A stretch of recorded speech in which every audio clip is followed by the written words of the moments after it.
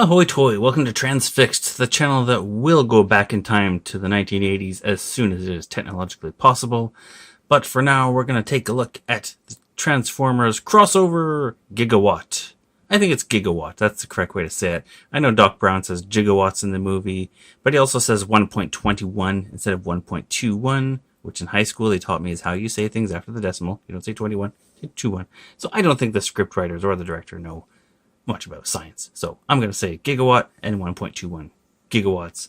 But anyway, we're talking about this figure, which is actually really good. But I want to show you one fix.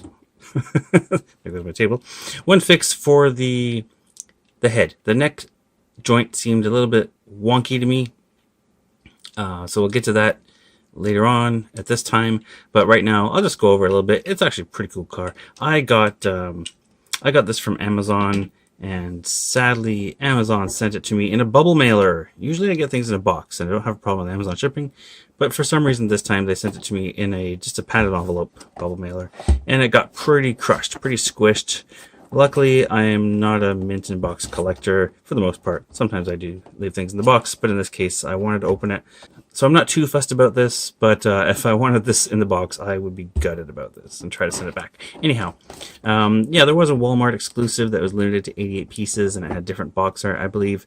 Didn't pay too much attention to that because I'm happy with this. I just want the figure. Like the old vintage style packaging, looks like the old original stuff.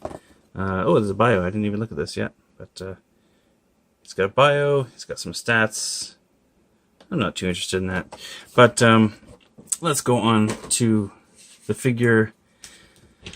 Yeah, I'll just go over the car mode a little bit because it's pretty cool. It's kind of got this like sort of grain in the plastic to look metallic. It's not as metallic as it looked in the photos, but also luckily they darkened the windshield and windows from the promotional photos where it looked really clear and you could see all that ugly detail inside. So I'm glad that they did make it at least dark, but it should have been opaque really, because I mean, look at this. Why not just make it opaque at that point? I do like that as part of the transformation, it has the gull-wing doors. These are tabbed into the arms here, and also into the body at this point here. But that's where that snaps into. But yeah, there's no cockpit or anything. Cockpit, you know, there's no interior to the car. But I don't think that's to be expected. I just think it's cool that it can actually do that. And it's very nicely detailed. It does look like the movie DeLorean. And as most people know, this is an extensive retool of the Sideswipe mold from the War for Cybertron Siege series. So, you know, the legs open up the same way. And he spins around. You know, a few differences. For example, here you've got this little tab that folds down from the shoulder to release that. And oh, I forgot to show you that it does have the this is partly due to transformation, but they've added some folding. This is on a double hinge here. This moves, and then this moves as well, and then this also comes down here, so you can have it in the hover mode from Back to the Future 2. So this is kind of the Back to the Future 1 and 2 version of the DeLorean. Yeah, nicely painted details and all that. Oh, I forgot before I went into that, I meant to show you that it has this hook. This is a rubbery soft material, but this is the hook to you know, to hook on and get power in the movie, right? So there's a little hole here where you plug this into, and that's there. And this plugs into his arm in robot mode. And it also comes with a gun, which has a nice storage area under here. You can plug the gun in there. I do appreciate that. And it even comes with the Mr. Fusion from Back to the Future 2, which is pretty cool. Now, I had a hard time figuring out which way around this goes because the sculpt isn't quite screen accurate, but this should be a little clear panel that faces the back. That's how it's supposed to go. So this would be the hinge, and then this would be the little clamp. That is what the instructions show, and that does agree with the film. So that just sits on the back there like that. That's your Mr. Fusion. Can't wait till they invent such a thing. The problem with this, though, is it's very loose. It'll just fall right off. So again, I believe that's the correct way it should go on there. It's hard to tell from the instructions, but that's how I make it. Basically, you want the little window cutout here to be facing the back. But yeah, the pin doesn't really hold on very well. In fact, this is the least stable way to put it. If you put it on backwards, it feels slightly better. If you put it on sideways, it's also better. This way is not very good. I've tried putting on some pledge or future floor finish, what have you. You could try this. I've done 2 layers of it so far, and it's not quite helping. You can put some poster tack on there, maybe. Anyway, just be careful you don't lose that. So we want to worry about the head, though. So let's just get him transformed. And these vents or whatever need to be pushed down. And that also helps get the feet out.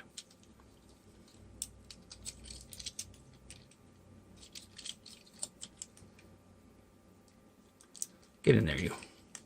Yeah, push it down. And the feet get out. Those have a nice rocker. And then you spin the whole waist around. I guess I'm doing the transformation. Yeah, we did this part already. Let's put this little clip down here, about 90 degrees. That's a 180, isn't it? Yeah. Get the arms all the way out. Open up the hands. I love the head sculpt on it. It's got it looks like a goggles sort of look. It's supposed to look like Doc Brown. And what we normally would do is bring this down. Oh, this has to be flipped over. You want to push the inside, the part closest to the windshield is the one you want to push down, so that the front piece pops up. That's the way the instructions tell you. And then, oh, of course, you got to get the gun out. And then we get our flux capacitor with nice clear plastic with the date printed on it. This pegs in down here in the waist, and then the arms. Oh, I forgot the wheels need to double fold over like that all the way around. Then it goes down. Then these shoulders will tab in these little pegs here. And then we got him, yeah, there's little wing doors in the back. That's kind of cool. You could store this on his arm. You could store this on his shoulder. You could also store it inside the door. There's a hole there. I like to put it in the door here. Just have it hanging out in the back like that. And then he's got his gun, which can actually be connected to the Mr. Fusion. So you put the Mr. Fusion on the... I'm not sure which way up this would go. It doesn't really matter, I suppose, because it's fictitious. But that's supposed to go on there. But it kind of butts into the forearm. So I don't like it. I just leave it off. Or you can put it on the top. Actually, this looks like it will fit on the top. Will it fit on the top? You can put it on the top. I just realized that that is the same shape as this shape on the top, so may as well put it on top. I think that looks better. I'd rather have it off altogether, but I'd rather have it there than hitting his forearm. And did we spin the waist around? I forget. Yes, we did. Okay. Yeah, so then we got to close these up. Okay, so now that's what it looks like in robot mode. It's great. Yada yada. Now, the problem I had with this, sorry, I've already fixed it before it occurred to me to do a video on this guy, but the head is kind of herky-jerky. It's on a ball joint, but the ball itself is plugged down into the neck. So that means that's fine. But if you look inside, there's a flat part on the back. I'll explain this after I disassemble it. But what was happening with mine is he was always looking down. And you could turn his head this, and then his head would come up a bit. But every time you had him facing forward, he'd be looking down at his feet. I couldn't get him to look straight ahead at you like that. And there was something, I could feel some sort of click, you know, there's something, I can still feel it in there. When I turn the head, there's some resistance, something grabbing it. So I thought, well, let's take it apart and see what happens. I just pulled the head out, which was very difficult actually. But I used a flat head screwdriver to pop it out. And I was surprised to find that the ball was seated into the body, right? Because normally the ball is the next, you know, it's the neck. It sticks up, and then the head has the socket where you plug it on top. So this is reversed. So let's pop this open. But while since I've been yakking away here too much, you could do the job just by pulling the head right out. But this is easier. Just flip this up, and there's a screw right here. So all you gotta do is take the screw with a tiny Phillips screwdriver. Now mind back here, this circle part is an extra piece that's going to fall out. I found this out the hard way because I actually reassembled the whole thing when I realized there was a piece missing. So when you take this screw out, you can feel it loosening up. Let me get it all the way out.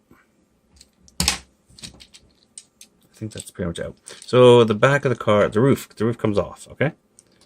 That's fine. Now, there's this black piece. This black piece, I didn't even realize it was sitting on my desk after I put the thing back together.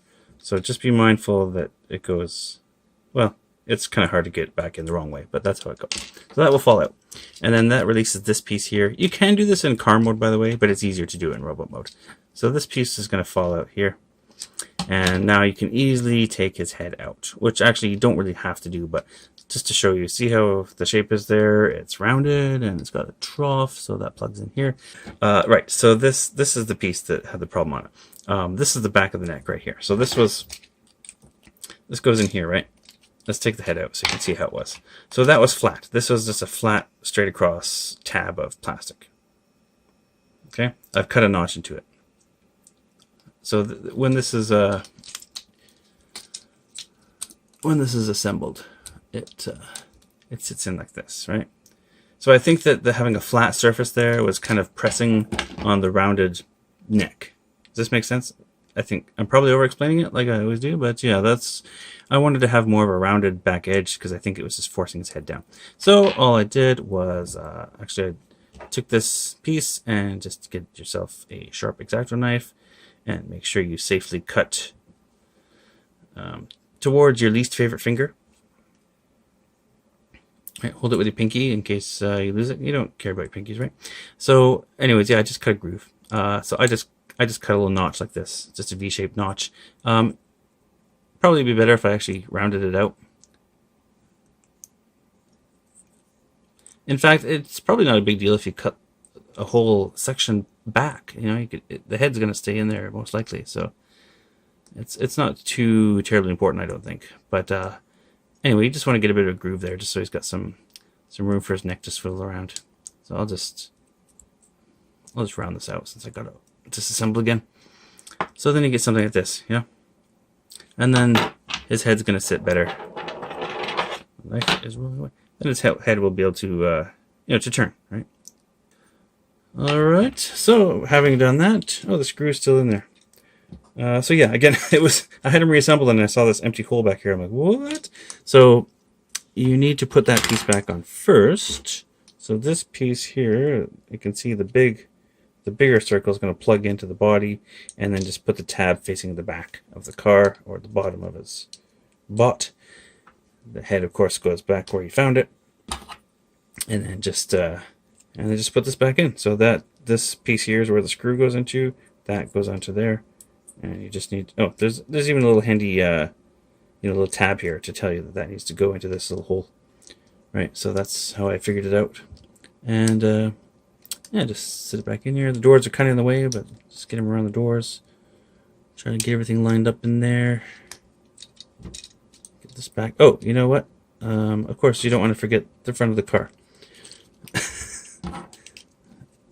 So this piece, now these are the tabs here that need to sit vaguely here around his neck. So just hook that over his head and stick those little bits in there. That'll fit into place by itself, like that. And then you can put this back on, as I was saying here. Now it's got a good place to peg into. These doors and arms kind of get in the way. Let's move the arms forward. We can get the doors down a bit. That should slot. There we go. Now it's all secured into place. Our screw didn't even fall out, so all we do is tighten that back up. And Doc Brown would be proud of our little invention here. Okay, so let's put him back to his robotic mode. Tab that back in there, tab that there, tab, doors back. And now he has a nice range of movement on his head. Now, you may not want to do this, of course, being a pretty collectible figure, very sought after, very popular. A lot more popular than the Top Gun Maverick, that's for sure. I guess people like Back to the Future a lot more than Top Gun, or they like the DeLorean better than the F-14 Tomcat. I don't know. I like them both. I bought them both. But anyway, so yes, this looks a lot better to me. He can even look up a little bit. What do you think, Gigawatt? Yep. Very good. He approves, and we're done. That's it. So that's your Gigawatt transfixed. Thanks for watching.